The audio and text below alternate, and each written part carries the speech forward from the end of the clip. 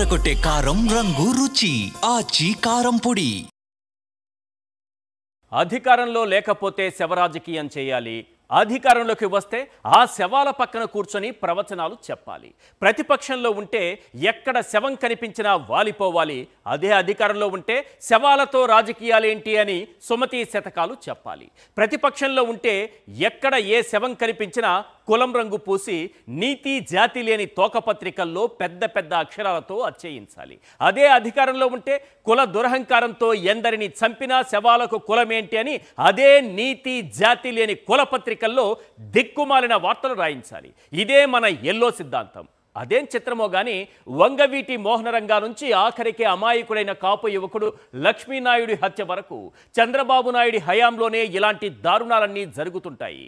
ఒక జాతిని అంతమొందించాలి అన్న ఆలోచన కూడా ఆయన సీఎంగా ఉన్న సమయంలో ఇలాంటి ఉన్మాదులకు ఎందుకు కలుగుతోంది అన్నది అర్థం కాని విషయం. నెల్లూరు జిల్లా గుడ్లూరు మండలం దారకానిపాడులో ఈ నెల 2న ఒక కాపు యువకుడి హత్య జరిగింది. టీడీపీ కార్యకర్త హరిశ్చంద్ర ప్రసాద్ చౌదరి తన వాహనంతో ఢీకొట్టి మరి లక్ష్మీనాయుడిని దారుణంగా హత్య చేశాడు.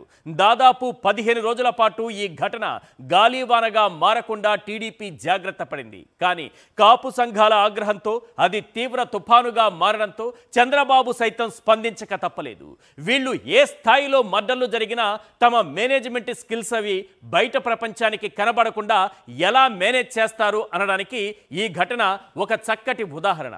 మీడియా, సోషల్ మీడియా ఇంత యాక్టివ్గా ఉన్న ఈ సమయంలోనూ ఒక జాతి మొత్తం ఏకమై ఈ ఘటన బయటకు రాకుండా సమాధి చేయడానికి ప్రయత్నం చేసిందంటే మామూలు విషయం కాదు. ఇది రాజకీయంగా తన పార్టీకి పెనుముప్పుగా మారుతుందని భయపడ్డ చంద్రబాబు 20 రోజుల తర్వాత స్పందించారు. రైట్, ఒకసారి ఈ హత్యకు సంబంధించినటువంటి దృశ్యాలు స్క్రీన్ పైన చూద్దాం. అలాగే ఇది కుల దురహంకార హత్య అయితే ఇక నిత్యం రాష్ట్రం నలుమూలల నుంచి కూడా ఎప్పుడూ ఏదో ఒక చావుకేక గావుకేక వినిపిస్తూనే ఉంటుంది. దాడులు, దౌర్జన్యాలు, దారుణాలు, హత్యలు, అత్యాచారాలు చోటు చేసుకుంటూనే ఉన్నాయి. అల్లూరి జిల్లా కొయ్యూరు వైఎస్ఆర్సీపీ జెడ్పీటీసీ నూకరాజు దారుణ హత్యకు గురయ్యారు. రోలుగుంట మండలం పెద్దపేట దగ్గర ఈ దారుణం చోటు చేసుకుంది. గతంలో కూడా నూకరాజుపై ప్రత్యర్థులు దాడి చేశారు. తనకు ప్రాణహాని ఉందని చెప్పినా పోలీసులు పట్టించుకున్న పాపాన పోలేదు. పోలీసుల నిర్లక్ష్యం వల్లే ఈ దారుణం చోటు చేసుకుందని, ముందస్తు ప్లాన్ ప్రకారమే నూకరాజును హత్య చేశారని కుటుంబ సభ్యులు ఆరోపిస్తున్నారు. ఒకసారి ఆ ఆవేదన చూడండి. ఇటువైపు కాపు యువకుడి హత్యకు సంబంధించినటువంటి దృశ్యాలు చూడండి. ఎంత దారుణం అంటే ఈ రాష్ట్రంలో అసలు పోలీసు వ్యవస్థ పనిచేస్తోందా? శాంతి భద్రతలు ఉన్నాయా? హోంమంత్రి గారు పాపం లేక మళ్ళీ బయటకు వచ్చారు. ఈ రాష్ట్రంలో ఇప్పటికే 190 మంది మహిళలపైన అత్యాచారాలు జరిగితే ఎప్పుడు ఎక్కడికి వెళ్ళినా దాఖలాలు కనపడవు మనకి. కానీ ఇక్కడ రాజకీయంగా చంద్రబాబు నాయుడు పార్టీకి, టీడీపీకి రాజకీయ సమాధి కట్టబోతోంది ఈ ఒక్క ఘటనని తెలిసిన తరువాత. దాని నుంచి బయటపడడానికి మేడం గారు బయలుదేరారు, నారాయణ గారు బయలుదేరారు, మొత్తం ఒక టీం బయలుదేరి వచ్చింది. చంద్రబాబు నాయుడు గారు 20 రోజుల తర్వాత స్పందిస్తారా? ఎందుకు స్పందించారు? తన పార్టీకి రాజకీయ సమాధి తప్పదు. కాపు యువకుడి హత్య ఇంత దారుణంగా కుల దురహంకారి కారుతో గుద్ది చంపితే ఆ వార్తని 15 రోజుల పాటు పచ్చమూక బయటకు రాకుండా, బయట ప్రపంచానికి తెలియకుండా మేనేజ్ చేస్తే ఇప్పుడు అది బయటకు వచ్చిన తరువాత ఏ రోజుకైనా తన పార్టీకి ఇది తీవ్రమైన ముప్పుగా వాటిల్లుతుంది అని జడిసి ఈరోజు ముఖ్యమంత్రి గారు స్పందిస్తున్నారు. ఆ కుటుంబానికి న్యాయం చేస్తారట. సార్, ఈ రాష్ట్రంలో జరిగిన హత్యలన్నీ మీరు అధికారంలోకి వచ్చినటువంటి 1.5 సంవత్సరంలో ఏ కుటుంబానికి న్యాయం చేశారు? ఏ కుటుంబాన్ని పరామర్శించడానికి వెళ్ళారు? ఏ కుటుంబానికి మీరు అండగా నిలబడ్డారు? నడి రోడ్డు పైన వినుకొండలో రషీద్ అనే యువకుడిని నరికి చంపితే స్పందించలేదు ఎందుకు సార్? ఇప్పుడు చౌదరి చంపేశాడు కాబట్టి, చనిపోయింది ఒక కాపు యువకుడు కాబట్టి, కాపులంతా ప్రశ్నిస్తున్నారు కాబట్టి మనం స్పందించాలి. అదే ఇది ఆ టైప్. ఇక్కడ చంపింది చౌదరి కాదు అనుకుందాం, చనిపోయింది కాపు యువకుడు కాదు అనుకుందాం.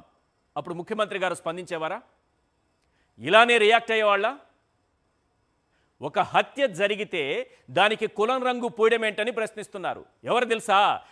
నరాన కుల దురహంకారం జీర్ణించుకుపోయిన కొందరు పచ్చగద్దలు. కులం పేరుతో రాజకీయాలు చేయడమేంటని ప్రశ్నిస్తున్నారు. ఎవరో తెలుసా? జాతి దురహంకారం ఒళ్ళంతా నిండిపోయినటువంటి కొందరు పచ్చగద్దలు. ఇద్దరి మధ్య ఘర్షణకు కులం ఎలా కారణమవుతుందని ప్రశ్నిస్తున్నారు. ఎవరో తెలుసా? ఒళ్ళంతా కులగజ్జి సోకిన కొందరు పచ్చగద్దులు. ఒక హత్య జరిగితే రాజకీయాలకు వాడుకుంటారా అని నిలదీస్తున్నారు. ఎవరో తెలుసా? శవాలు కనిపిస్తే రాజకీయాలు చేసే కొందరు పచ్చగద్దలు. వీళ్ళను కోస్తే కారేది పసుపు, వీళ్ళకు అణువణువునా కులాధిపత్య బలుపు. నేను ఒక విషయం చెప్పాలనుకుంటున్నా. చంద్రబాబు నాయుడు గారికి కర్మ రిటర్న్స్. మొన్న లిక్కర్ స్కామ్ అని ఎందరి జీవితాలను జైలు పాలు చేశారో తిరిగి అదే దొంగసారా గాస్తూ టీడీపీ నాయకులు పట్టుబడ్డం, చంద్రబాబు నాయుడు గారికి మెడకు చుట్టుకోవడం, వేల కోట్ల రూపాయల స్కామ్ బయటపడ్డం. కర్మ రిటర్న్స్. అప్పులపైన జగన్మోహన్ రెడ్డి గారు చేశారు అప్పులు అని దుష్ప్రచారం చేశారు. అదే అప్పుల కోసం ఈరోజు ఆర్బీఐ చుట్టూ ఎలా తిరుగుతున్నారు, ఏ విధంగా ఇది సమీకరణ, నిధుల సమీకరణ. తాతగారు రాస్తారు ఎల్లో పత్రికలో, తాతగారి ఆత్మ నిధుల సమీకరణ చేస్తున్నారు అని. 1,20,000 కోట్లు 1,20,000 కోట్లు దాటిపోయింది అప్పులు. కర్మ రిటర్న్స్, కర్మ మొత్తం రిటర్న్స్. ఇది కూడా అమర్నాథ్ గౌడ్ అనేటటువంటి ఒక యువకుడు వైఎస్ఆర్సీపీ గవర్నమెంట్లో వాళ్ళ వ్యక్తిగత కారణాలతో వెంకటేశ్వర్ రెడ్డి అనే అతను చంపేస్తే ఆ రెడ్డి ఉంది కాబట్టి ఇక్కడ చంపినోడు రెడ్డి, సీఎంగా కుర్చీలో కూర్చున్న వ్యక్తి రెడ్డి. ఆ రెడ్డి చెబితే ఈ రెడ్డి చంపాడని దుష్ప్రచారం చేసిన వాళ్ళకి కర్మ రిటర్న్స్. చంద్రబాబు నాయుడు గారు ఆ రోజు ఏం చేశారు సార్? మరి ఆ రోజు కనపడలేదా మీకు నీతి, నిజాయితీ, కులం ఎందుకు, మతం ఎందుకు, ప్రాంతం ఎందుకు, పార్టీ ఎందుకు, దీనికి రంగెందుకు పూస్తారనే మాట ఆ రోజు మీ నోట్లో నుంచి రాలేదే? మీరే కదా దాన్ని జాతీయ స్థాయి అంత పైకి తీసుకెళ్లారు. అమర్నాథ్ గౌడ్ హత్యకు గురైతే కులం గొప్పతనం గుర్తుకొచ్చి గౌడ కులస్తుని చంపేశారని వెక్కి వెక్కి ఏడ్చి ఏడాది పాటు అన్నం తినడం మానేసిన రాధాకృష్ణకు ఈ హత్య కనిపించడం లేదండి సార్. ఇది కనిపించట్లేదు. ఆయన ఏడాది పాటు అన్నం కూడా తినలేదు. అమర్నాథ్ గౌడ్ను వ్యక్తిగత కారణాలతో ఒక వ్యక్తి చంపేస్తే తాడేపల్లి నుంచి సంకేతాలతోనే చంపేశారని గుండెలు బాదుకొని, వ్యాపారాలు మానుకొని, నిద్రాహారాలు మానుకొని చలించిపోయిన త్యాగశీలి సంఘ సంస్కర్త మన రామోజీ ఆత్మకు ఈ హత్య కనిపించలేదు. ఈ హత్య కనపడదు. ఇప్పుడు కనపడదు సార్. ఇప్పుడు అన్ని నీతులే చెప్తారు. సిగ్గుపడండి ఎల్లో మీడియా మొత్తం. ఓ కాపు యువకుడు అన్యాయంగా కుల దురహంకారి చేతిలో హత్యకు గురైతే మీరు రాస్తున్న రాతలేంటి, మీరు అచ్చేస్తున్న వార్తలేంటి? మీ చేతిలోని పెన్ను కులానికి అమ్ముడుపోయిందా? మీ చేతిలోని కలం కులం రంగుతో నిండిపోయిందా? మీ పత్రిక విలువలు కుల కంపుతో నిండిపోయిందా? ఏ జాతి ప్రయోజనాల కోసం సార్ మీ జర్నలిజం? ఏ జాతి ఉద్ధరణ కోసం సార్ మీ జర్నలిజం? ఏ జాతికి కొమ్ముగాయడానికి సార్ మీ జర్నలిజం? నిజాన్ని దాచేసి, అబద్ధాలను అచ్చేసి, వాస్తవాలను మసిపూసి, ప్రజల మెదళ్లలో ఎల్లో విషన్ నింపేసి, మీ పేపర్లను ఊరి మీదికి వదిలేసి, విలువలకు పాతరేసి ఏం సాధించాలనుకుంటున్నారు? ఇక్కడ చూడండి, వైఎస్ఆర్సీపీ జడ్పీటీసీ హత్య. నూకరాజు గత కొంతకాలంగా పోలీసుల్ని వేడుకుంటున్నాడు, అయ్యా నాకు ప్రాణహాని ఉంది, నాకు రక్షణ కల్పించండి అని. మనం రెడ్ బుక్ సేవలో తరిస్తున్నాం, మనకెందుకు? ఎవడి ప్రాణం పోతే మనకేంటి? ఇంత దుర్మార్గంగా హత్యలు జరుగుతూ ఉంటే ఇప్పుడు నేను చెప్తున్నాను కదా, లెక్కలన్నీ తీయమంటే తీస్తాను. ప్రతిరోజు, ప్రతి గంట, ప్రతి నిమిషం జరుగుతున్నటువంటి హత్యలు, దారుణాలు, అత్యాచారాలకే హత్యాచారాలకి తేడా తెలియని చదువుకున్న పచ్చమూర్ఖులు ఉన్నారు. వాళ్ళ కోసం చెప్తున్నా మళ్ళీ. హత్యాచారాలు ఈ రాష్ట్రంలో ఎన్ని జరుగుతున్నాయి? ఏమైపోయింది వ్యవస్థ? ఎక్కడుంది వ్యవస్థ? ఎన్నిసార్లు చీవాట్లు పెట్టాలి హైకోర్టు? షట్డౌన్ చేసేమని చెప్పాలా మిమ్మల్ని? పోలీసు వ్యవస్థని ఇక ఎందుకు వ్యవస్థనే మూసేయండి అని హైకోర్టు అంటోంది. శాంతి భద్రతలు ఎక్కడున్నాయి? మేడం గారు అప్పుడప్పుడు వచ్చిపోతుంటారు చంద్రబాబు నాయుడు గారి ఆదేశాలతో. ఒకటి మాత్రం నిజం, ఈ కాపు యువకుడి హత్య అయినా జెడ్పీటీసీ దారుణ హత్య అయినా రాష్ట్రంలో జరుగుతున్నటువంటి దారుణాలకు ఇవి చిన్న ఉదాహరణలు మాత్రమే. నిత్యం రాష్ట్రంలో ఇలాంటి దారుణాలు జరుగుతూనే ఉన్నాయి. పోలీసులంతా రెడ్ బుక్ సేవలో తరిస్తున్నారు. చంద్రబాబు లోకేష్ ఆదేశాల ప్రకారం వైఎస్ఆర్సీపీ నేతలపై అక్రమ కేసులు పెట్టడం, సోషల్ మీడియా కార్యకర్తలను అక్రమంగా అరెస్టు చేయడం, ఈ పనుల్లో ఎంత బిజీ అంటే వాళ్ళు చాలా బిజీగా ఉన్నారు. ఇక ఎల్లో మోకలు ఏం చేస్తాయి, మనల్ని ఎవడ్రా ఆపేది అని ఇష్టానుసారంగా ఈ విధంగా రెచ్చిపోతూ ఉంటారు. రైట్, ఈ సందర్భంలో కొన్ని ప్రశ్నలు వినిపిస్తున్నాయి. అవేంటో ఒక్కసారి స్క్రీన్ పైన చూద్దాం. లక్ష్మీనాయుడు హత్య బయట ప్రపంచానికి తెలియకుండా ప్లాన్ చేయటంలో ఎవరి ఆదేశాలు ఉన్నాయి? క్వశ్చన్ నెంబర్ 2, లక్ష్మీనాయుడు హత్య టీడీపీకి రాజకీయ సమాధి కట్టడం ఖాయమని బాబు భయపడ్డారా? క్వశ్చన్ నెంబర్ 3, అందుకే 20 రోజుల తర్వాత బాధిత కాపు కుటుంబంపై లేని ప్రేమ కురిపిస్తున్నారా? ఇప్పుడు కాపుల మీద ప్రేమ వచ్చింది మనకి. నెక్స్ట్ క్వశ్చన్ నెంబర్ 4, కాపు యువకుడు దారుణ హత్యకు గురైతే కాపు జనోద్ధారకుడు, మీకు తెలుసు కదా, స్వయం ప్రకటిత జనోద్ధారకుడు ఒక వ్యక్తి ఉన్నారు. ఆయన స్వయం ప్రకటిత కాపు జనోద్ధారకుడని ప్రజలు కూడా నమ్మి ఓట్లేశారు. ఆయన ఎక్కడే పోయారో ఇప్పుడు వరకు దిక్కులేదు. ఫోన్లో పరామర్శించారంట. అయిపోయింది అక్కడికి మన పని అయిపోయింది. క్వశ్చన్ నెంబర్ 5, చంద్రబాబు పాలనలో కుల దురహంకారానికి ఇంకా ఎంతమంది కాపులు బలి కావాలి? ఈ ప్రశ్నలన్నింటిపైన మాట్లాడదాం. చర్చలో పాల్గొంటున్నారు వంగవీటి నరేంద్ర గారు, వైఎస్ఆర్సీపీ అధికార ప్రతినిధి, శంకర్ గారు సీనియర్ అనలిస్ట్, అలాగే రేగడి లక్ష్మణరావు గారు వైఎస్ఆర్సీపీ జిల్లా అధికార ప్రతినిధి. సార్ శంకర్ గారు, ఒక హత్య జరిగితే టీడీపీ కార్యకర్త హరిశ్చంద్ర ప్రసాద్ చౌదరి లక్ష్మీనాయుడు అనేటటువంటి ఒక కాపు యువకుడిని హత్య చేస్తే ఇది బయట ప్రపంచానికి ఇంత పెద్ద దారుణం జరిగిందని తెలియడానికి దాదాపు 10 నుంచి 15 రోజుల సమయం పట్టింది. అసలు ఎలా మేనేజ్ చేయగలిగారు? పాయింట్ నెంబర్ 1, ఇప్పుడు మాట్లాడుతున్నటువంటి నేతలు దీనికి కులం రంగు ఎందుకు పూస్తున్నారు అని మాట్లాడుతున్న నేతలకి అసలు అర్హత ఉందా? గతంలో వీళ్లే కదా అమర్నాథ్ గౌడ్ అనే యువకుడికి కులం రంగు పూసింది. వీళ్ళకి అర్హత ఉందా? ఈశ్వర్ గారు నమస్కారం. తోటి ప్యానలిస్టులకి, సాక్షి టీవీ వీక్షకులందరూ కూడా నమస్కారం. నమస్తే సార్. 2 అంశాలండి ఈశ్వర్ గారు. ఈరోజు ఉప ముఖ్యమంత్రి పవన్ కళ్యాణ్ భీమవరం డిఎస్పీ మీద కామెంట్ చేశారు. ఆయన సెటిల్మెంట్లు చేస్తున్నారని, అనేక సివిల్ వ్యవహారాల్లో తలదూరుస్తున్నారని, ఇలాంటి అంశాల మీద చాలా తీవ్రమైనటువంటి ఫిర్యాదులు చేశారు. ఆయన ఫిర్యాదు చేయగానే ముఖ్యమంత్రి, హోంమంత్రి, డీజీపీ అందరూ స్పందించారు. మరి ఒక డిఎస్పీ ఏదో సివిల్ వ్యవహారాల్లో తలదూర్చుతున్నారు అనే అంశం మీద అంత వేగంగా స్పందించినటువంటి ప్రభుత్వ పెద్దలకి ఒక వ్యక్తి మర్డర్ అయ్యి మరొక 2 దాదాపు చావు బతుకుల్లో పడి ఉన్నటువంటి పరిస్థితిని ఎందుకు గుర్తించలేదు అన్నది మనం అర్థం చేసుకోవాల్సి ఉందండి. భీమవరంలో డిఎస్పీ మీద ఆ జిల్లాకి సంబంధం లేనటువంటి ఉప ముఖ్యమంత్రికి తెలిసింది కానీ ఆ జిల్లా మంత్రికి తెలియలేదు. ఆ జిల్లాలోనే ప్రాతినిధ్యం వహిస్తున్న జనసేన పార్టీ ఎమ్మెల్యేలు కానీ, ఇతర డిప్యూటీ స్పీకర్ లాంటి నాయకులు కానీ ఎవరికీ ఫిర్యాదులు లేవు. అలాంటి స్థాయిలో నేరుగా ఉప ముఖ్యమంత్రి స్పందించారు. మరి ఇప్పుడు ఒక యువకుడు మర్డర్ అయిపోతే ఈ విషయం మీద ప్రభుత్వం ఎందుకు స్పందించలేదు అన్నది మనం ఆలోచించాల్సిన విషయం. ఉప ముఖ్యమంత్రి లేదంటే ముఖ్యమంత్రి ఆ స్థాయి వరకు తెలియలేదు అనుకుంటే మరి అదే జిల్లా, అదే నియోజకవర్గానికి చెందినటువంటి ఎమ్మెల్యే ఏం చేస్తున్నారు? ఆయన 2 వారాల పాటు కనీసంగా బాధిత కుటుంబాన్ని పరామర్శించడానికి వెళ్ళలేదంటే దాని వెనక మతలబు ఏంటి? ఈవేళ రేపు జరుగుతున్నటువంటి పరిస్థితుల్లో ఎమ్మెల్యేల ప్రధాన పాత్ర ఏమైందంటే ఎక్కడైనా ఏదైనా ఒక ఊళ్ళో ఎవరైనా ఒక కార్యకర్త చనిపోతే వెళ్ళి పరామర్శించడం, లేదంటే అక్కడ ఏదైనా ఒకళ్ళ ఇంట్లో పెళ్లి, ఇతర శుభకార్యాలు ఏదన్నా జరుగుతుంటే అటెండ్ కావడం అనేది చాలా కామన్ గా మారిపోయినటువంటి పరిస్థితి మనం చూస్తున్నాం. ఇలాంటి సందర్భాల్లో 3 మీద మర్డర్ అటెంప్ట్ జరిగి ఒక్కరిని చంపేస్తే ఆ లోకల్ ఎమ్మెల్యే దాదాపు 15 రోజులు పట్టించుకోలేదు. తీరా వెళ్ళిన తర్వాత ఆయన దాన్ని ఒక యాక్సిడెంట్ గా చెప్పే ప్రయత్నం చేశారు. ఒకసారి కాదు పలుమార్లు దాన్ని ఒక ప్రమాదం, రోడ్ యాక్సిడెంట్ అన్నట్టుగా ఆయన పదే చెప్పుకొచ్చారు. దీని వెనక ఏం జరుగుతోంది? కందుకూరు అసెంబ్లీ నియోజకవర్గం పరిధిలోని ఒక మండలంలో మర్డర్ జరిగి ఇంత పెద్ద ఘటన జరిగిన తర్వాత దాన్ని వెలుగులోకి రాకుండా తీయడం వెనక కారణం ఏంటి? ఇంకా విచిత్రం ఏంటంటే ఎఫ్ఐఆర్ మనం చూస్తే ఎఫ్ఐఆర్ లో పోలీసులు పేర్కొన్నటువంటి తీరు చూస్తే 12 గంటలకి, ఉదయం మధ్యాహ్నం పూట 12 గంటలకి యాక్సిడెంట్ జరిగితే 3:30కి పోలీసులకు సమాచారం అందింది. అంటే 3:30 గంటల పాటు ఆ గుడ్లూరు పోలీస్ స్టేషన్ ఘటన జరిగిన ప్రాంతానికి సుమారు 8 కిలోమీటర్లు.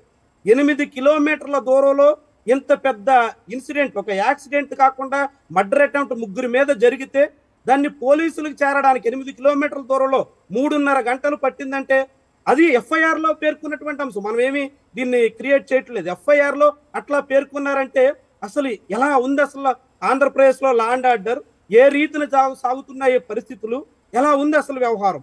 ఇదొక ముఖ్యమైనటువంటి విషయం. అయితే ఈ మొత్తం ఘటనలో కనీసం మీడియాలో 3 మీద మర్డర్ అటెంప్ట్ జరిగినటువంటి దాన్ని మీడియా ఈరోజు సోషల్ మీడియా యుగంలో మనం ఎక్కడ ఏది చిన్నది జరిగినా ఎక్కడో మారుమూల డోలీలతో గిరిజనులు కిందకు దిగుతున్నారంటేనే చలించిపోతున్నటువంటి దశలో ఒకరిని అలా కారుతో బాహాటంగా పట్టపగలు గుద్ది చంపేస్తే, చంపేయడమే కాదు చంపిన తర్వాత మళ్ళీ ఇంకా మిగిలినటువంటి వాళ్ళని కూడా చంపేస్తాను అని చెప్పి ఫోన్ చేసి బెదిరించేటంత కండకావరం ప్రదర్శిస్తే కనీసం దానికి సంబంధించినటువంటి వార్తలు మీడియాలో ఎక్కడ కనీసం కూడా బయట ప్రపంచానికి తెలియకుండా దాచిపెట్టారంటే చివరికి కొంతమంది కాపు నేతలు సోషల్ మీడియాలో కొంతమంది చేసినటువంటి ప్రయత్నం తర్వాత 15 రోజులకు కానీ సభ్య సమాజానికి ఇంత రాక్షసతత్వం వెల్లడి కాలేదంటే ఎలాంటి పరిస్థితుల్లో మనం ఉన్నామో, ఎవరి ఆశీస్సులతో ఎవరి అండదండలతో ఈ కథనాన్ని నొక్కి పెట్టేశారో మనకి ఇట్టే అర్థమవుతుంది.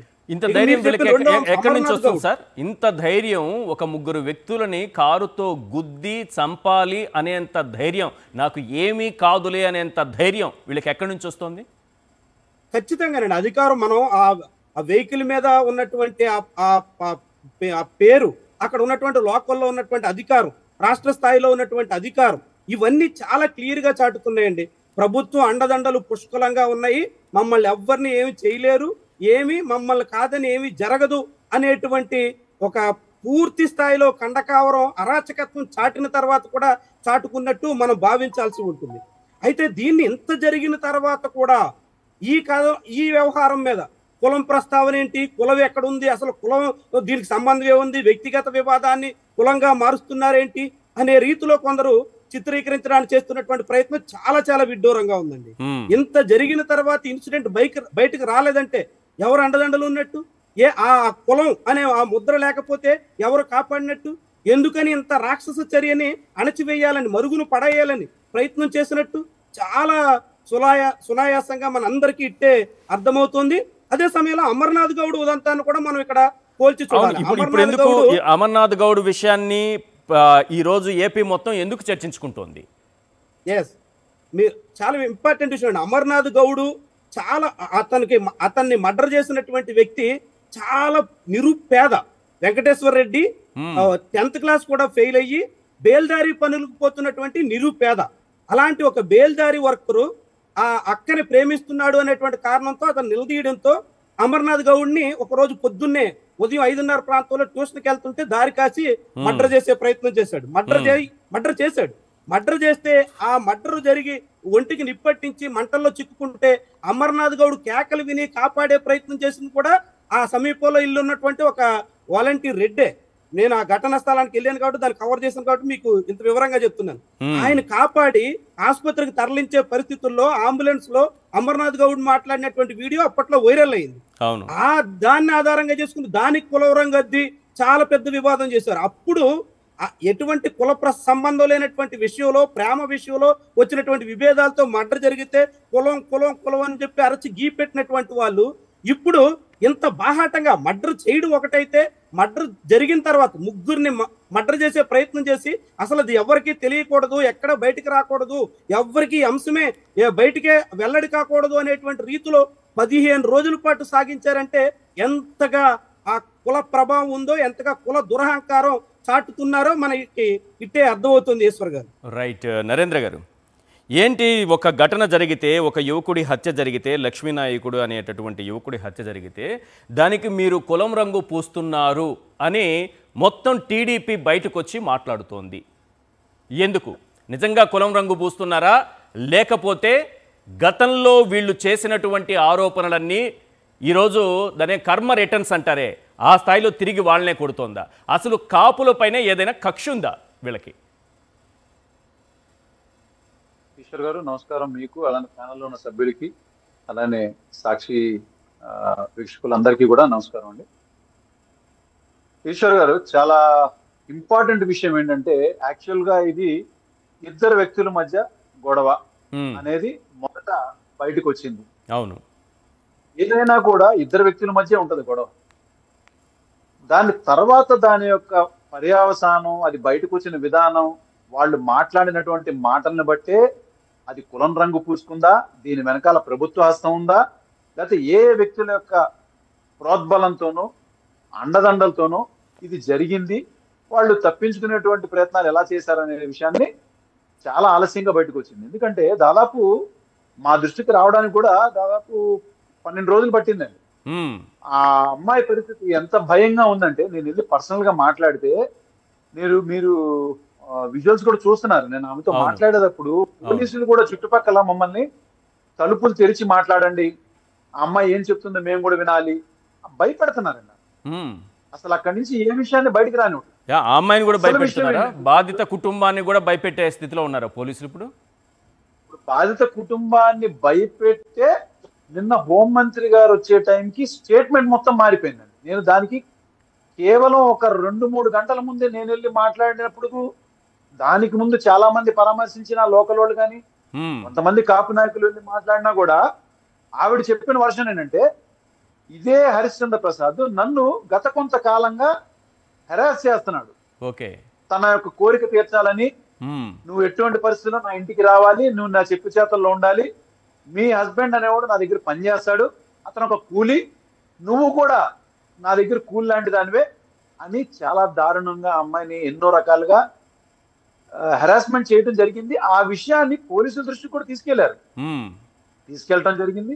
పోలీస్ స్టేషన్ లో కంప్లైంట్ ఇస్తే అక్కడే సిఐ గారు కూడా దీని మీద ఒకసారి పిలిపించి అతనికి చాలా గట్టిగానే చెప్పడం, ఇంకోసారి కానీ ఇది రిపీట్ అయితే బాగోదని చెప్పానంటే, ఆ రోజు నుంచి మొదలు పెట్టినటువంటి ఈ యొక్క కక్షపూరితమైనటువంటి ఆలోచన హరిశ్చంద్ర ప్రసాద్, దీని వెనక వాళ్ళ భార్య రాధిక ఆవిడ ఇన్వాల్వ్ అయింది, వాళ్ళ నాయనమ్మ గారు నారాయణమ్మ ఆవిడ ఇన్వాల్వ్ అయింది, వాళ్ళ తండ్రి మాధవరావు గారు ఆయన ఇన్వాల్వ్ అయి ఉన్నాడు.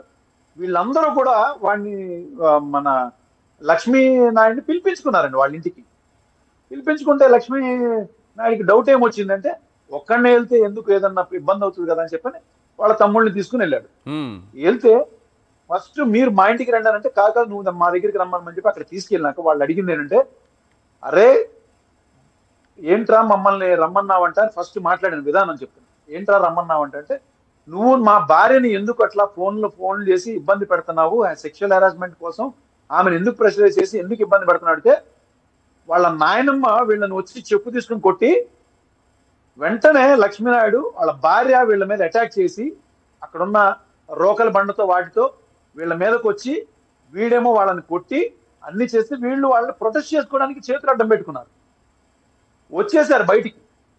వాళ్ళు మాట్లాడిన పదజాలం ఏంటి చెప్పనండి, అరే బలిసి లంజా కొడకల్లారా, మీరు మా కాళ్ళ దగ్గర పడి ఉండాల్సిన వాళ్ళు, మీకు అంత కావరమా, మీకు మమ్మల్ని వచ్చి అడిగేంత ధైర్యం ఎవరిచ్చారు, ఈ ప్రభుత్వం మాది, మిమ్మల్ని ఏమన్నా చేసినా పట్టించుకునే నాదుడు లేడు, దిక్కున్నోళ్ళతో చెప్పుకోండి అని చెప్పని అప్పుడు వచ్చిన పదజాలం అండి ఇది. కానీ ఎవరు చెప్పారా? కుటుంబ సభ్యులు చెప్పారా ఈ విషయం? ఎవరు చెప్పారు మీకు? నేను స్వయంగా వాళ్ళ భార్య లక్ష్మీనాయుడు బలిజా డాష్ అనే మాట నిజంగా వాడారా? మిమ్మల్ని చంపితే దిక్కెవరని అన్నారా?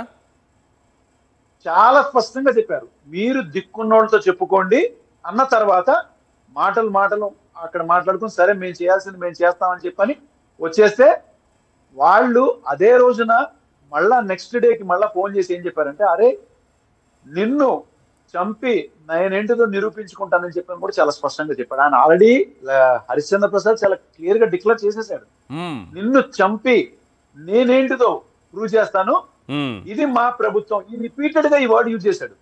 ఆ రోజునే ఈ కుల ప్రస్తావన అనేది బయటకు వచ్చింది. నిన్న హోంమంత్రి గారు విజిట్ చేసినప్పుడు ఏమంటారంటే, ఇది ఇద్దరు ప్రాణ స్నేహితుల మధ్య వచ్చేసినటువంటి చిన్న గొడవని, అందులోనూ చిన్న ప్రాణ స్నేహితులైతే ప్రాణ స్నేహితుడి భార్యని లైంగికంగా వేధించచ్చా? ప్రాణ స్నేహితుడిని చంపేయచ్చా? కారుతో గుద్ది లేపేయచ్చా?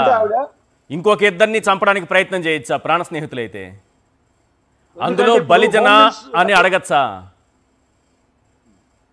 హోమ్ మినిస్టర్ గారు ఇప్పుడు పోస్ట్ మార్చుకున్నారండి నిన్నటి నుంచి. ఆవిడ జస్టిస్ అనిత గారు అయిపోయారు అనమాట. జస్టిస్ అనిత గారు అయిపోయింది ఆవిడ.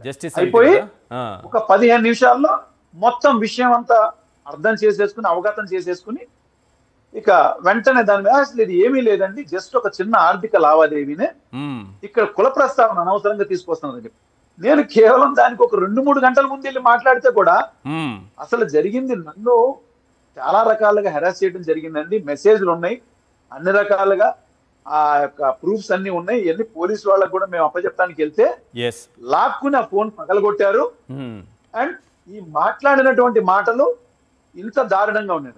సరేనండి, మామూలుగా జస్టిస్ అనిత గారు చెప్పిన విధంగా మనం మాట్లాడుకుందాం. ప్రాణ స్నేహితులు అంటే ప్రాణాలు తీస్తారా లేకపోతే ప్రాణం ఇస్తారండి? కరెక్ట్.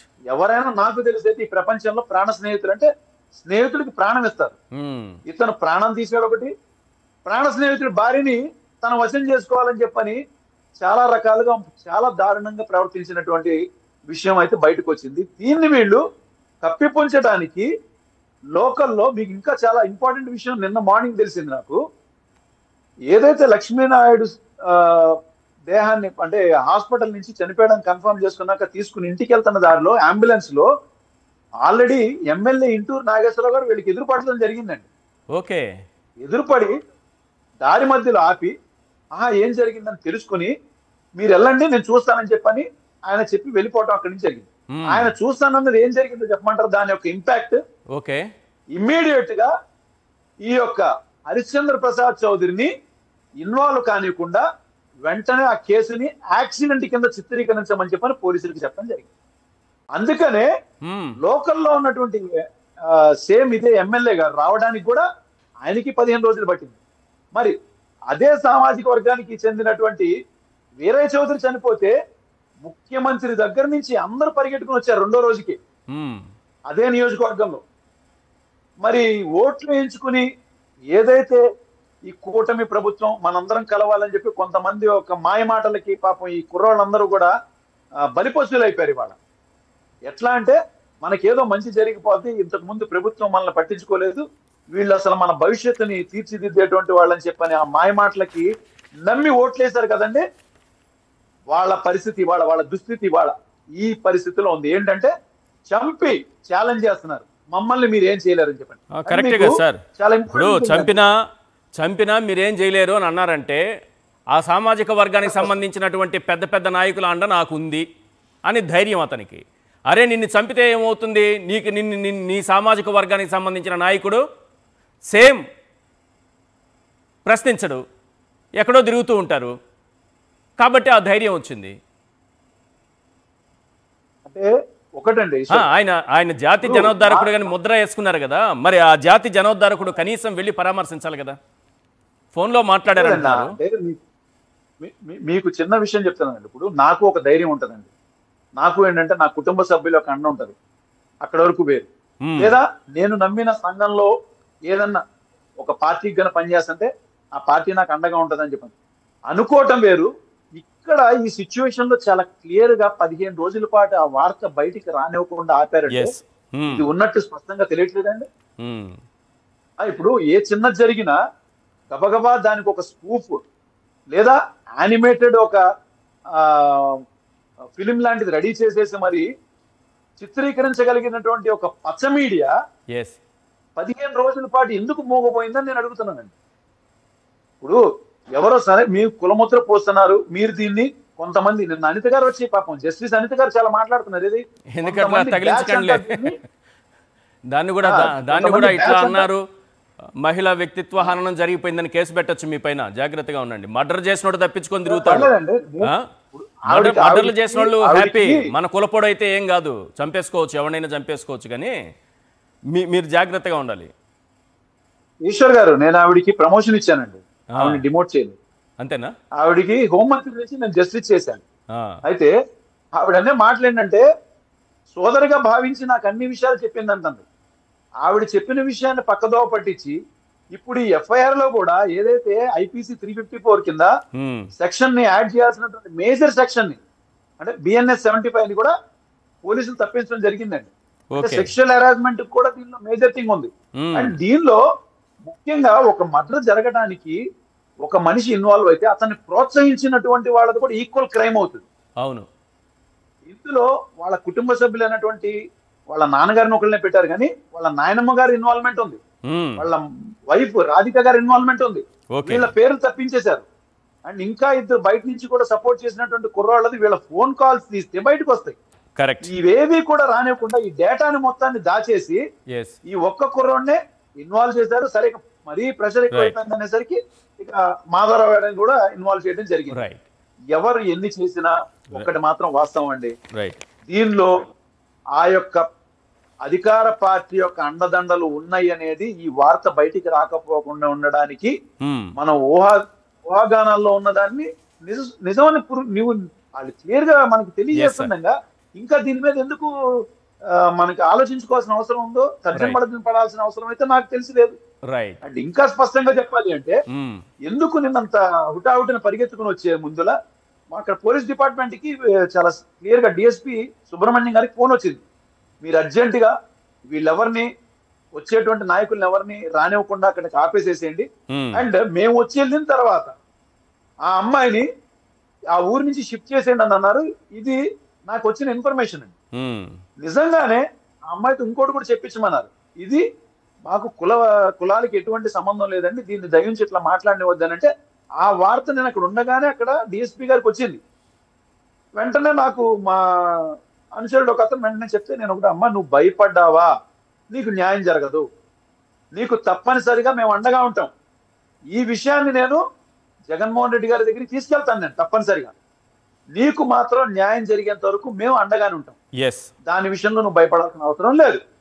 ఎందుకంటే ఎవరికి ఏ చిన్న ఇబ్బంది కలిగినా స్పందించగలిగేటువంటి గుణం ఉన్న నాయకుడు, అలాంటి వ్యక్తికి మేము ఈ వార్త చేరవేస్తే తప్పనిసరిగా మేము ఆలోచించింది ఆగింది ఒక్క విషయంలోనే, ఈ ప్రభుత్వం ఎంతవరకు ఇన్వాల్వ్ అయిందో ప్రజలకు తీసుకెళ్లే విధంగా, ప్రజల దృష్టికి తీసుకెళ్లేంత వరకు మేము ఆగాం. అసలు ప్రభుత్వం ఏం డిసైడ్ చేస్తుంది, మీకు ఏ విధంగా మీకు న్యాయం చేకూరుస్తుంది, అది డిసైడ్ అయిన తర్వాత తప్పనిసరిగా మేము ఎందుకు వచ్చాము, మేము దీన్ని తర్వాత ఎక్కడి వరకు తీసుకెళ్తాము, నీకు ఎలాంటి అండదండలు ఇస్తామని చెప్పని స్పష్టంగా తెలియజేసి వచ్చాను.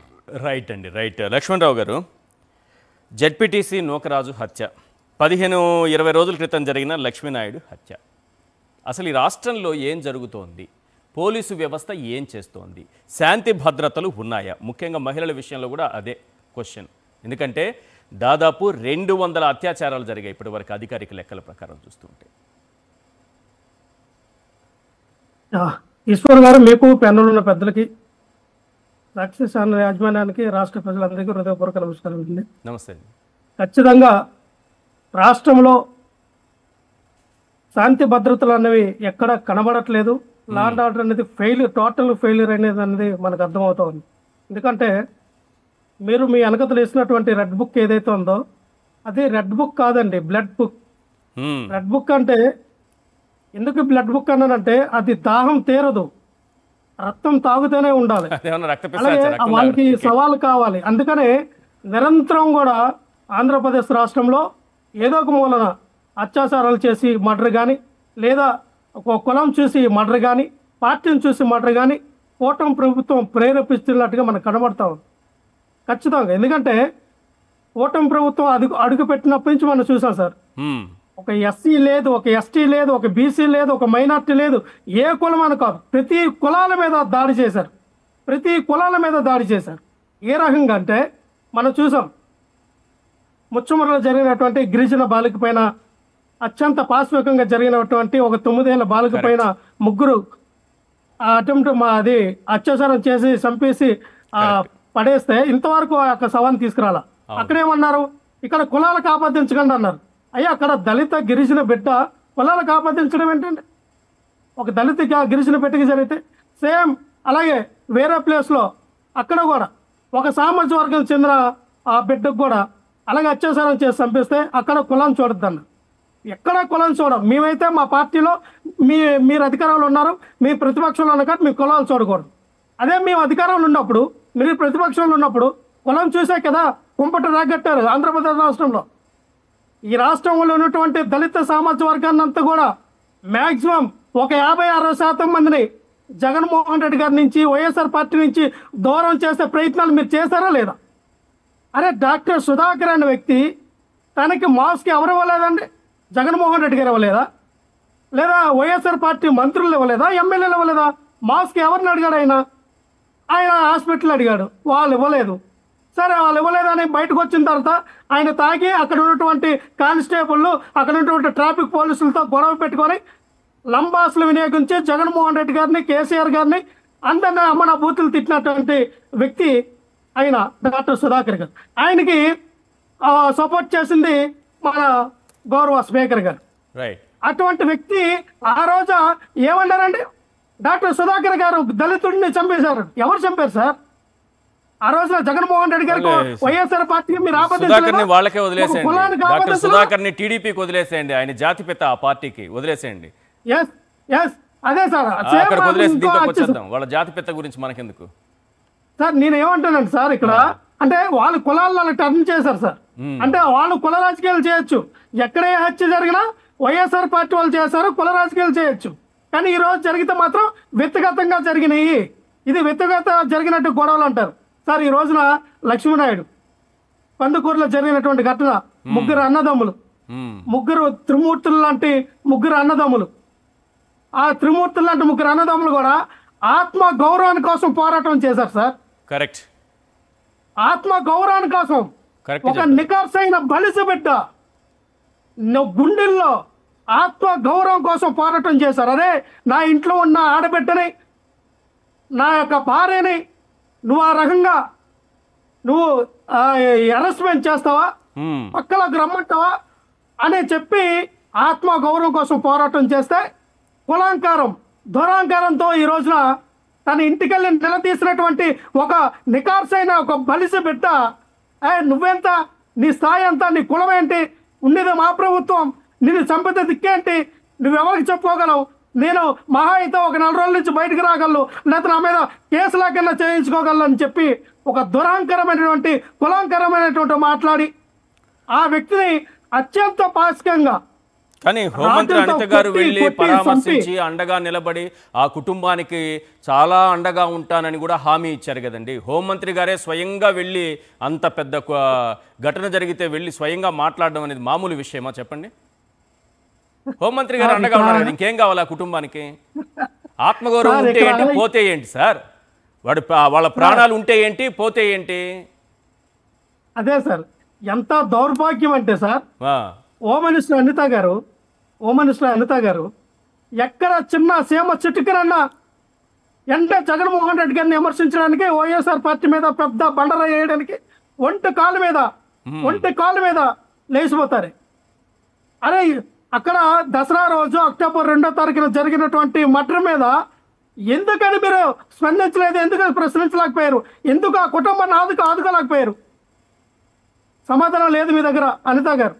ఎందుకు లేదంటే అక్కడ చేసింది ఎవరంటే నీతి నిజాయితీ లేనటువంటి హరిశ్చంద్ర చౌదరి. హరిశ్చంద్ర అని పేరు వాళ్ళ తల్లిదండ్రులు ఎలా పెట్టారో నాకు తెలియట్లా. హరిశ్చంద్రుడు అంత మంచి పేరు ఉంది, అసలు విలువ గలంటే పేరు హరిశ్చంద్ర ప్రసాద్ చౌదరి అంట. నాకేంటో అర్థం కావట్లేదు. అంటే నీతి జాతి లేనటువంటి ఒక పేరు, ఒక అటువంటి పేరు పెట్టుకోవడం కూడా అర్హత లేనటువంటి వ్యక్తి ఒక కులహంకారంతో చేసినటువంటి హత్యని మీరు స్పందించలేకపోయారు, ఆ యొక్క కుటుంబాన్ని ఆదుకోలేకపోయారు.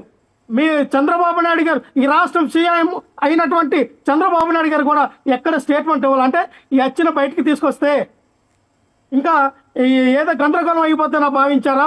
లేదు, ఇది వాళ్ళకి జరగాలి, ఆ సామాజిక వర్గాన్ని అసలు ఈ ఆంధ్రప్రదేశ్ రాష్ట్రంలో లేకుండా చేయాలని కంకణం కట్టుకున్నారా?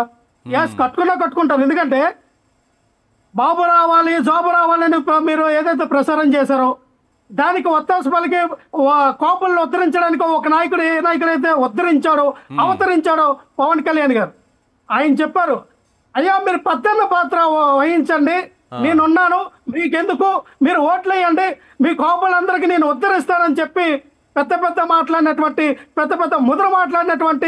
డిప్యూటీ సీఎం గారు ఎక్కడున్నారు సార్? అరే మన సామాజిక వర్గానికి చెందిన ఒక యువకుడు చనిపోయాడు సార్. ఇద్దరికి అసలు వాళ్ళు నడుస్తారో నడవలేని పరిస్థితుల్లో ఉన్నారు సార్. మన సామాజిక వర్గానికి చెందిన వ్యక్తులు జరిగితే కరెక్ట్. ఎక్కడ సార్ మీరు ఏ కలత్తలు పెట్టుకున్నారు? ఇంకా మీకు కనబడట్లేదా? కలత్తలు తీసి చూడండి సార్ పవన్ కళ్యాణ్ గారు. నేను ఒకటే చెప్తున్నా సార్, చంద్రబాబు నాయుడు గారి యొక్క పచ్చ కలచోడు పవన్ కళ్యాణ్ గారు పెట్టుకొని తిరుగుతూ ఉన్నారు. ఆ కలచోడికి కనబడదు, ఎందుకంటే కళ్ళకి మొత్తం కూడా పచ్చగా ఉంటది. పచ్చ కళ్ళతో పచ్చ రంగుతో చూస్తారు కాబట్టి ఆయనకి కనబడదు. నేను ఒకటే చెప్తున్నా సార్, జగన్మోహన్ రెడ్డి గారు కాపులు ఎంత ఇష్టం సార్. జగన్మోహన్ రెడ్డి గారు కాపుల్ని వాళ్ళకి ఒక ఉన్నతమైన స్థితిలో ఉండాలని చెప్పి మంత్రివర్గంలో పోస్టులు ఇచ్చారు, నామినేటెడ్ పోస్టులు ఇచ్చారు. అలాగే ఆ కాపు సామాజిక వర్గం చెందినటువంటి కాపు నేస్తం తీసుకొచ్చారు సార్. ఆ కాపు నేస్తం తీసేస్తే చంద్రబాబు నాయుడు గారు దాని గురించి ప్రశ్నించలేకపోయారు పవన్ కళ్యాణ్ గారు. ఒకటే చెప్తాను సార్, ఇక్కడ ఆంధ్రప్రదేశ్ రాష్ట్రంలో ఇది ఒక రకంగా నరహత్యలు జరుగుతున్నాయా? నరహత్యలు చేస్తూ ఉన్నారా? నరహత్య అంటే హరితాంధ్రప్రదేశ్ పోయి అత్యాంధ్రప్రదేశ్ గా ఆంధ్రప్రదేశ్ రాష్ట్రాన్ని తీసుకెళ్తా ఉన్నారా? నరహత్యలకి ప్రోత్సహిస్తూ ఉన్నారా? ఇది ఎంతవరకు కరెక్ట్ అని నేను పవన్ కళ్యాణ్ గారు ప్రశ్నిస్తూ ఉన్నా. చంద్రబాబు నాయుడు గారు మీరు గతంలో మీరు ఏదైతే చేశారో కర్మ రిటర్న్స్ అయినాయి సార్. ఒకటి సార్ క్లియర్ గా చెప్పాలి సార్, ప్రతి విషయం కానీ కులాంగ రంగు పూసారు సార్. జగన్మోహన్ రెడ్డి గారు 14 లక్షల కోట్ల అప్పులు అన్నారు సార్. ఈ రోజున 2,18,000 కోట్ల రూపాయలు అప్పులు చేశారు సార్ సంవత్సరాల కాలంలో. ప్రతిది కూడా కర్మ రిటర్న్స్ అవుతుంది సార్. ఏదైతే మన మీద బూమరాంగ్ చేశారో, ఏదైతే దుష్ప్రచారం చేశారో, ఏదైతే మన మీద లేనిపోయిన అబద్ధాలు ప్రచారం చేశారో ప్రజల్లోకి, ప్రతిది కూడా అదే ల్యాండ్ టైటిల్ యాక్ట్ గురించి గురించి అదే ల్యాండ్ టైటిల్ యాక్ట్ ఈ రోజున ఉన్నారు. కర్మ రిటర్న్స్ అది ఎవరికైనా తప్పదు ఖచ్చితంగా వస్తుంది, తప్పకుండా వస్తుంది. ఎవరు తప్పు చేసినా సార్ మనం మంచి చేస్తే మంచి తిరిగి వస్తుంది సార్, చెడు చేస్తే చెడే తిరిగి వస్తుంది. Yes sir. ఒకసారి శంకర్ గారితో మాట్లాడదు. శంకర్ గారు, లక్ష్మీనాయుడు కుటుంబానికి పరిహారం అట చంద్రబాబు నాయుడు గారు కొద్దిసేపటి క్రితమే ప్రకటించారు. ఏదో భూమి, ఒక 2 ఎకరాల భూమి, 5 లక్షల నగదు, ఇవన్నీ కూడా. నిజానికి ఒక విషయం చెప్పండి, ఈ కాపు సంఘాలు కానీ ఇలాంటి జర్నలిస్టులు కానీ గట్టిగా నిలదీయడంతోనే ఈరోజు కనీసం ప్రభుత్వం నుంచి ఆ స్పందనైనా ఉంది అనుకోవాలా? Point number 1. పాయింట్ నెంబర్ 2, అసలు ఈ కేసు సక్రమంగా నడుస్తుందా? కొన్ని సెక్షన్లు వాళ్ళు తీసేయడం బట్టి చూస్తుంటే మీకేమనిపిస్తుంది? ఈశ్వర్ గారు, మీరు రేకెత్తించిన పాయింట్లు చాలా ఇంపార్టెంట్. ఎందుకంటే రాష్ట్ర ప్రభుత్వం తీరు ఈ కేసు విషయంలో ఆరంభం నుంచి కూడా చాలా అనుమానాస్పదంగా ఉంది. చంద్రబాబు నాయుడు లేదంటే పవన్ కళ్యాణ్ వీళ్ళందరికీ 2వ తారీఖున మర్డర్ జరిగితే 18వ తారీఖు వరకు బాధిత కుటుంబంతో కనీసం ఫోన్లో పరామర్శ, నేరుగా పరామర్శించాలని మనం ఏం కోరుకోలేదా? అంత దాకా వాళ్ళు అంత పెద్ద మనసు కూడా చాటుకుంటున్న దాఖలాలు. ఫోన్లో పరామర్శించడానికి 17 రోజులు ఎందుకు పట్టింది? 17 రోజులు పట్టిందంటేనే ఎవరో ఒత్తిళ్లు తీసుకురావడం వల్ల ఈ ప్రభుత్వం దిగొచ్చింది అన్నది సుస్పష్టంగా మనందరికీ అర్థమవుతోంది. అది కూడా సోషల్ మీడియాలో కాపు నేతలు ఇతర రూపాల్లో కొన్ని రకాలు చేసినటువంటి ప్రయత్నాలు అన్ని ఫలించిన తర్వాత మాత్రమే ప్రభుత్వం దిగొచ్చింది. ఇప్పుడు లక్ష్మీనాయుడు కుటుంబానికి అంతో ఎంతో నిజంగా పూర్తి న్యాయం చేస్తుందని మనం భావించడం లేదు. ఎందుకంటే పూర్తి న్యాయం చేయాలంటే ఆ కేసుతో ముడిపడినటువంటి వాళ్ళందరి మీద కేసులు పెట్టాలి, అందరినీ అరెస్ట్ చేయాలి. ఇప్పటి వరకు ఆ కేసులో ఉన్నటువంటి వాళ్ళందరినీ అరెస్ట్ చేయాలనేటువంటి ఆలోచన ప్రభుత్వం వైపు ఉన్నట్టు కనిపించట్లేదు. కొన్ని పరిహారం ఇచ్చిందంటే అది ఖచ్చితంగా ప్రభుత్వం మీద ఒత్తిడి కారణంగానే దిగి వచ్చింది. మొత్తానికి ఈ వ్యవహారాన్ని మసిపూసి మారేడికాయ చేయాలని చాలా తీవ్రంగా ప్రయత్నం చేశారు. ఎందుకంటే రాష్ట్రంలో ఇలా మర్డర్లు అనేక రకాలుగా, ఇప్పుడు మనం మాట్లాడుకున్నటువంటి జడ్పీటీసీ మర్డర్ దగ్గర నుంచి ఈ లక్ష్మీనాయుడు మర్డర్ వరకు శాంతి భద్రతలు లేవు అనే విషయం సుస్పష్టంగా అర్థమవుతోంది. మనకు అర్థం అవడమే కాదు, ఉప ముఖ్యమంత్రి పవన్ కళ్యాణ్ ఈ రోజు భీమవరం డిఎస్పీ మీద చేసినటువంటి ఫిర్యాదే ఒక ఉదాహరణ. పోలీసులు లా అండ్ ఆర్డర్ పరిరక్షణ కన్నా సెటిల్మెంట్లలో తలమునకలే ఉన్నారు, హోంశాఖ విఫలమయ్యింది అంటూ డిప్యూటీ సీఎం ఈ రోజు మళ్ళీ చెప్పుకొస్తున్నారు. ఇంతకుముందు కూడా ఆయన ఒకసారి మాట్లాడున్నారు. అంటే రాష్ట్రంలో శాంతి భద్రతలు ఏ రీతిలో ఉన్నాయో కాదు, డిఎస్పీ ఏం చేస్తున్నారు అనేది మాత్రం బాగా తెలుస్తుంది పవన్ కళ్యాణ్ గారికి. ఈ హత్య ఒక బలిజ యువకుడిని చంపేశారు, దానిపైన మనం స్పందించాలి అని 17 రోజుల తర్వాత తెలుస్తుందా? స్పందించడమే కాదు, కనీసం పూర్తి న్యాయం చేస్తాం అనేటువంటి రీతిలో ఆయన ఒక అధికారిక ప్రకటన కూడా విడుదల చేయలేకపోయారు. ఆ పార్టీ నుంచి కానీ ఆయన నుంచి కానీ బాధ్యత లేదండి. ఒక రాజకీయ పార్టీగా అధికారంలో ఉన్న పార్టీకి, పైగా ఆయన ఆ పార్టీ సానుభూతిపరుడు, క్రియాశీలక సభ్యత్వం కూడా ఉందని చెప్తున్నారు. అలాంటి ఒక కార్యకర్త చనిపోతే కనీసం సంతాప సూచకంగా ఒక ప్రకటన ఇవ్వాలని కానీ ఆ కుటుంబానికి అండగా నిలుస్తామని చెప్పడం కానీ అలాంటి బాధ్యత కూడా ఆ నాయకుడు ఆ పార్టీ మర్చిపోతుందంటే ఏమనాలి, ఎంత విడ్డూరమైనటువంటి రీతిలో ఉన్నారో. ఈ మొత్తం ఉదంతాన్ని కప్పిపుచ్చాలనేటువంటి కాంక్ష ఎంత ప్రస్ఫుటంగా ఉందో మనందరికీ ఇట్టే అర్థమవుతుంది. ఇక రెండోది, మీరు చెప్పినటువంటి ఈ కేసులో పూర్తి స్థాయిలో న్యాయం చేస్తారా? ప్రత్యేక కోర్టు ఏర్పాటు చేస్తాం అని చెప్తున్నారు. ప్రత్యేక కోర్టు ఏర్పాటు చేయడానికి ముందు అసలు ఆ ఎఫ్ఐఆర్ ఎలా నమోదు చేశారు? ఎఫ్ఐఆర్ నమోదు చేసినటువంటి తీరు చూస్తుంటే చాలా సందేహాలు వస్తున్నాయి. ముఖ్యంగా కోమాలో ఉన్నటువంటి వ్యక్తి ఫిర్యాదు ఇచ్చారు, ఆ ఫిర్యాదు ఆధారంగా ఎఫ్ఐఆర్ నమోదైంది అన్నట్టుగా అందులో పేర్కొన్నారు. అంతకు మించి కూడా మరింత ఆందోళన కలిగించేటువంటి వ్యవహారం ఏంటంటే ఆ హత్యకు కారకుడైనటువంటి వ్యక్తికి మృతుడి భార్యకి మధ్య లైంగిక సంబంధాలు ఉన్నాయన్నట్టు కూడా ఎఫ్ఐఆర్ లో పేర్కొంటున్నారు. చాలా దారుణంగా ఇది వక్రీకరించినట్టుగా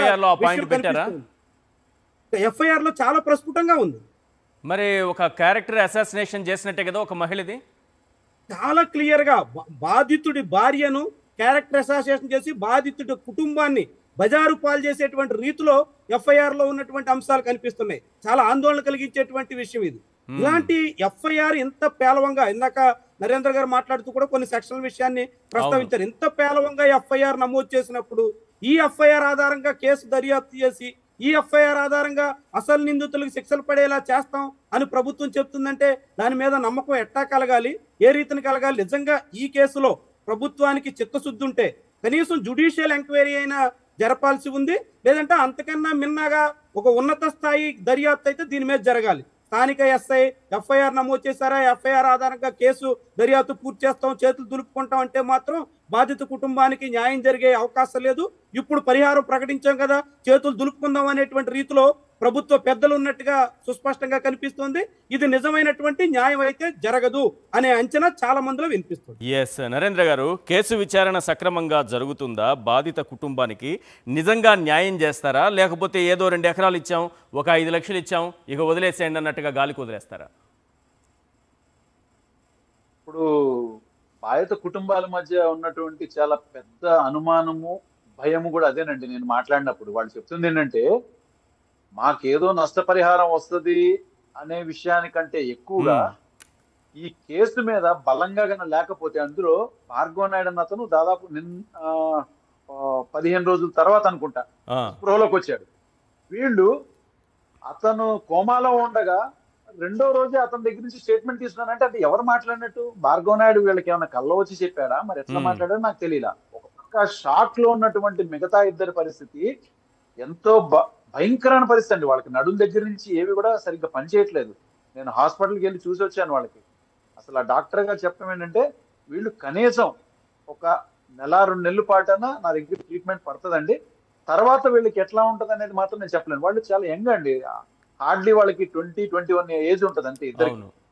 అలాంటి పరిస్థితుల్లో ఉన్న వాళ్ళ దగ్గర, ఆ షాక్ లో ఉన్న వాళ్ళ దగ్గర వీళ్ళు స్టేట్మెంట్ తీసుకున్నారంటే ఏం రాసుకున్నారు అంటే చాలా ఆశ్చర్యం. నాకు చాలా దాన్ని ఏమంటారు, ఎలా చెప్పాలో కూడా, ఏం పదం వాడాలో కూడా అర్థం కావట్లేదు. ఆ మహిళకు ఏదో లేనిపోనివి ఆ ఎఫ్ఐఆర్లో రాస్తూ ఆమె క్యారెక్టర్ అసాసినేషన్ జరిగేలా ఈ ప్రయత్నాలన్నీ కూడా ఏ స్థాయికి వెళ్ళిపోతున్నారు వీరు? ఎందుకు ఇలా చేస్తున్నారు అర్థం కావట్లేదే.